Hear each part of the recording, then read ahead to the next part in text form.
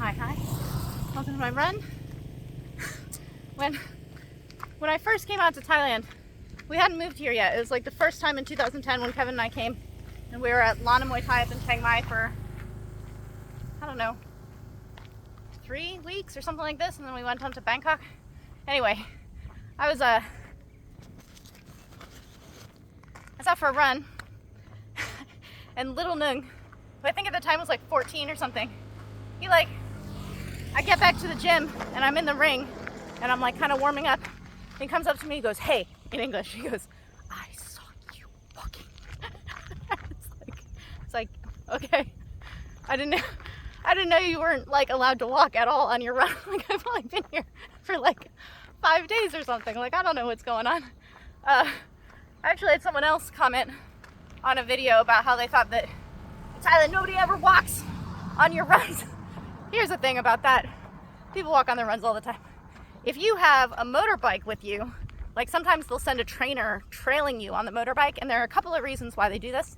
One is the guy on the motorbike protects you from cars, traffic, and dogs. And two, which is the actual reason, they send the guy on the motorbike to make sure that those fighters do the entire run, because fighters cheat their runs all the time. They'll just leave the gym and they know it's supposed to take them about an hour, and so they fuck around for like an hour, make themselves a little bit sweaty, and then like come back to the gym. So they send a guy out to make sure they do their runs. So when you have a guy on the motorbike with you, you definitely don't walk on that run. But like in a normal run, you know, I don't walk on every run, but I walk when I'm doing my vlog. So, you know, if you have to walk on your runs, not the end of the world. Just don't walk a lot on your runs, I guess is the way to say that. Try to be reasonable about what you're getting out of your runs. I'm an adult. I go on runs without people telling me to. I do the mileage without people telling me to. So, you know, I can be an adult and walk a little bit too. Listening to this podcast, Smartless. It's Will Arnett, Jason Bateman, and Sean Hayes. They're very funny. They're very, very funny. And I do this thing. I've done this for years. I've done this since I was a kid. I don't know if it's an introvert thing or if it's a crazy thing. But I like interview myself in my head. So like when I'm on my motorbike, in my motorbike helmet, I'm like talking as though I'm like answering questions in an interview. And I have absolutely no aspirations to be like famous or interviewed by David Letterman or, you know, Jimmy Fallon or anything. I have no aspirations for these things. But when I'm interested in something, or when I'm interested in somebody, or like I'm thinking of something that I find like, oh, I would like to talk about that, I'll interview myself, which is a little bit what this is, honestly. It's like just talking out loud about things that I find interesting. So I find myself kind of talking to the guys of Smartless sometimes. They're very funny. I was a little bit surprised because they had Tony Hale on. So Will Arnett and Jason Bateman were on Arrested Development together. They played brothers, and then they had another brother who was Buster, and that's played by Tony Hale. I was shocked because Jason sounds pretty much like Michael did on the show. Will Arnett sounds just like Job did. Tony Hale as Buster, nobody's actually like Buster, so he doesn't sound like him, but when he laughs, he sounds exactly like him. It made me so happy. I was like totally thrilled to hear that, as they were all just shooting shit and reminiscing about that absolutely fabulous show. Yeah, I need to get back. I ran out of really good books. I finished the book that I was listening to, and I tried to find another one that was like, I was trying to mix it up. I didn't want to listen to another sci-fi, and it's kind of like, I don't know what I'm going to get into. And it's actually really hard with audiobooks, because you can have an amazing book who doesn't have a good narrator, or you can have an awesome narrator who just like only does a certain type of book, and you don't want to streamline all down those books. But Kevin started listening to Neuromancer, which I really like. I read it in high school, and he says the narrator's good, so I might pop on that pretty soon. I think being inspired by listening to William Gibson, Kevin downloaded Johnny Mnemonic to watch last night. Ooh, I don't know that movie was ever good, but it really didn't age well. I think I was astonished at how bad of an actor Keanu Reeves is. I love Keanu Reeves, love him, amazing, American treasure, all that stuff, but he is not a good actor. And then they popped Henry Rollins in there, who I also love. Man, were those two vying for the worst role in that movie. It's really, really, really bad. But I guess that's how you get like cult classics, is like really, really bad movies that people love. Yeah. So I'm going to Bangkok tomorrow. I'm going to be cornering for Fani, which I talked about on a previous run. I'm very excited about it. I have been a corner for fighters before. There's this dog looking at me. Let's see if he'll freak out when I show him to you. You see him back there? Hi, baby. Oh, there's a puppy too. Hi, puppy. Oh, puppy's not interested. Okay. So I'll be cornering for Fani tomorrow. I'm very excited about this. She's fighting at RWS, and I'm very flattered that she asked me, and I'm very excited to go do this. And it's not something I've never done before, but it's also not a muscle that I've flexed a whole lot of, being in the corner of someone's fight. And I was just voicing my most recent fight where Mary, who's a former opponent of mine, was in my corner. She didn't know I was going to be there. I didn't know she was going to be there, but she came into my corner when she heard my name over the announcement to support me, which is awesome. I've done this for fighters before. I've had former opponents of mine come help in my corner before, which is always just so cool. Balmy and I are actually like, I think we fought like 5 or 6 times up in Chiang Mai, and I was fighting a girl she had just lost to, so she totally just came into my corner and was like, we're gonna get this bitch together. It's like awesome. But so Mary was in my corner, and I was making this point in my voiceover about how I can hear her screaming things for me. She's like actually giving me very good advice in the corner.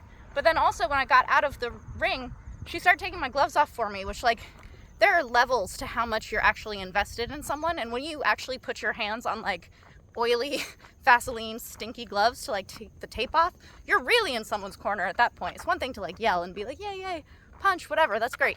Like show support in every way. It's another thing to get your mitts on gross, stanky gloves. And that's what I'm doing for Fani. I'm going all the way into Fani's corner. Gonna be all the way in there. Gonna, you know, maybe get in the ring between rounds and tell her what I see, but absolutely trust in what she does, because she's an amazing, experienced fighter and all that.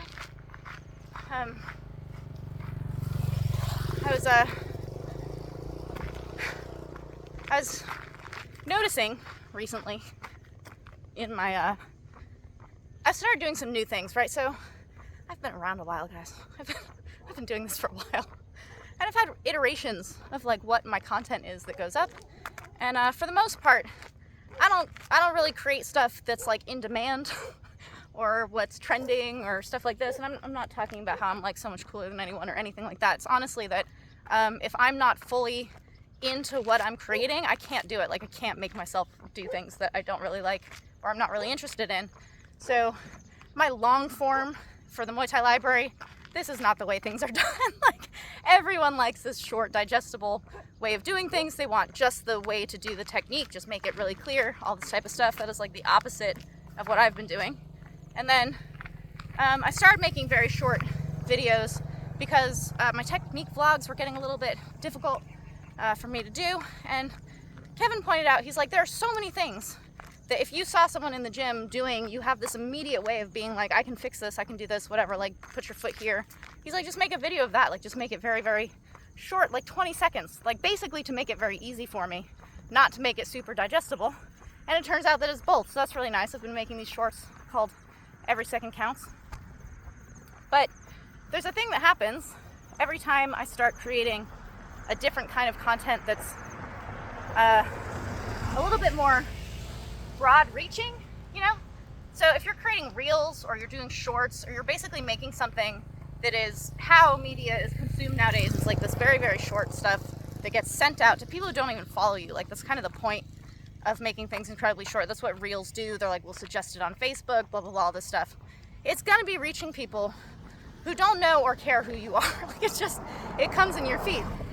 And I see reels of, you know, cats or other people, or I've actually been seeing a lot of like weightlifting stuff.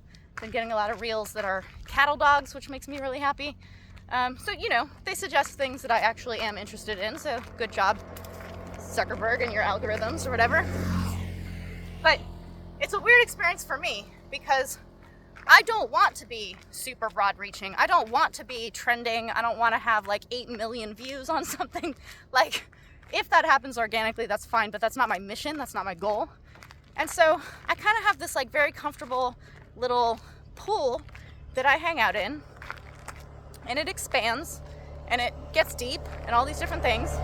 But that pool is people who are semi-invested in me, like the people that I mostly engage with, who post comments on my pages or on my Instagram or on my YouTube or any of these things. These are people, more often than not, I'm getting comments that are like, I've been following you since the Master K days, or like, I've been following you for years, or like, I was 14 when I started following you, like all this stuff. There are people who are like pretty well, like they are aligned with what I do, they like my content, they like what I have to say or what I'm trying to do with representing Muay Thai and educating people about Golden Age and stuff like this, blah, blah, blah. That's normally who I'm engaging with.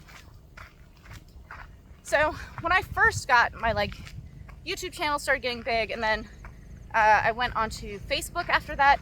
And I have a personal Facebook page that I don't really use very much. It's just for like friends and family, remembering birthdays and stuff like this. I'm mostly on my Muay Thai page, but my Muay Thai page is a fan page. And initially, when we first made that, it was a like page, like an athlete like page. And we got people, because this was a long time ago, people were like, who the fuck are you making a like page for yourself? Like, who are you? I'm like, now you can make a like page for like your dog. Like, it's not a big deal. I don't think it was a big deal back then either, but like people hadn't created the way that they felt about it yet. And so I've been through multiple cycles of people being total assholes. Like, I would just get total nasty comments. It used to be that like certain platforms were really nasty. Like YouTube was the dredges for a little while. It's gotten a little bit better. Instagram used to have like the best comments and the best engagement and the best conversations, and it's kind of like petered out a little bit now. A little bit less engagement than it used to be. And then, you know, changes to how people are engaging on Reddit and blah, blah, blah, and all these different things. But so you go through these cycles. Like, I had these like nasty, abusive, horrible people that kind of lost interest and disappeared because they just went and abused somewhere else, or like got lives, I don't know. And then it was just my nice little clean, cool pool that I could like hang out in. I liked the people that were on my page because they wanted to be there and liked me. And now that I'm making these like, now that the platforms suggest your stuff outside of the people who follow you, I'm now being spread into people who don't know or care who I am. And again, this kind of like nastiness is starting to cycle in again. And it's cyclical. It's like weather or seasons or something. Like, it's just coming back around. And what's kind of weird about it, hey puppy, I don't have treats. This baby. Hi. It's okay.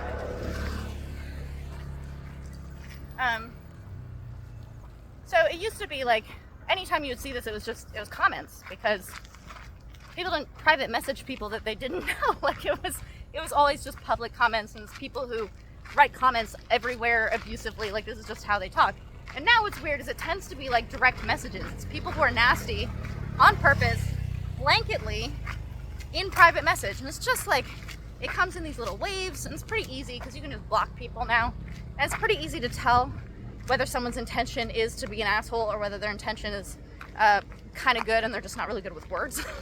You can tell the difference between these things.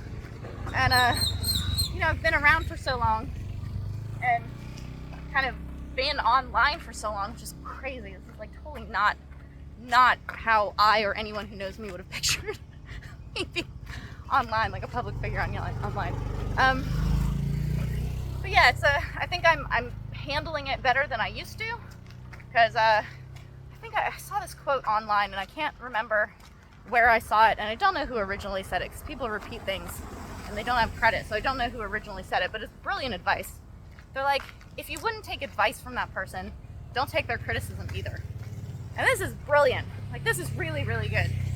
And as I was listening to this podcast I'm telling you guys about, Smartless, they had Bradley Cooper on. Bradley Cooper's pretty amazing. He's incredibly successful. He's been in really, really great things, and he's pretty universally loved. He had like a drinking problem that he got over, so he's probably like an asshole for a while. But publicly, like in terms of how people think about him, Bradley Cooper's up there as like, people think pretty great things about him. This movie he worked on for 6 years, Maestro, that we watched, oh my god. Like, that movie's amazing. He did amazing things with that movie and in it. So Bradley Cooper, A+. He's talking about how he will remember exactly something someone said either to him or about him that's like negative. And he's like, people can say like 8,000 nice things about you, and then there's that one nasty thing, and you just remember it forever. And he's like, I remember it verbatim. Like, people will be like, oh no, I said blah blah blah, and he's like correcting their grammar. He's like, no, what you said was like these exact things. And I think that's very natural, because human beings are social, and being liked and being accepted and not embarrassing yourself and not being ashamed and not being shunned, all of these things are wired into us in programming in order to be social animals. If you're like, I really don't care what people think about me and I'm going to be a dick and don't care that people don't like me, yeah, that's kind of asocial. You're not really going to like fit in. That's maybe something that's heralded as being like super independent, but it's really not a like group social way to be. And so it's natural for you to listen to, hear, remember nasty things that people say to you, but you don't have to hold it. It's what I've said about when you lose a fight. Losing a fight sucks. Like, whether it's your second fight or your like 278th fight, it always sucks. It never stops sucking, but it only sucks as long as you keep holding it. It's like how a weight is only heavy as long as you're holding it. Like, just put it down. So when people say something nasty, I don't like it. Like, why are you coming into my space and being a dick when you don't even have like a profile picture, no followers, barely even a username? It's like boy9775 or like whatever. That's not real, but just making something up off the fly. And it's like, it lands for a second, but then you're like, don't hold this. Like, I don't have to hold this anymore. And I think I've gotten really a lot better at that over the years. And being able to look at something immediately and not even finishing the full sentence if you can tell it sucks from the onset. Like, this is not going to go anywhere good. I'm going to stop reading it. And I can tell from what's being written here, this person is never going to post something that makes me happy that they posted it there. So just out, you know? And it's, you know, the online social world is changing all the time. And that's kind of a thing that you have to change with it. And the way that people talk is changing. Like, I'm a little bit of a fogey in that, like, I think that you should still speak with a certain degree of formality to people you don't know. But, you know, that's not really how the kids are doing it these days. So I don't have to talk like that. That's not a way of getting with it, but I don't have to be offended by it either. I can just be like, that's not something I'm going to keep in my kitchen. You shoo the fly out, and you get on with enjoying inside of the house rather than being on the outside of the house. So that's what I'm yammering about today. I'm going to finish my run, and then tomorrow, hopefully I'll be able to put up some, I don't know, stories or reels or something from my night with Fani. She's going to be amazing. So I don't know if I'll publish this in time for people to watch it, but even if you don't watch it live, it will be online because that's how the internet works. All right.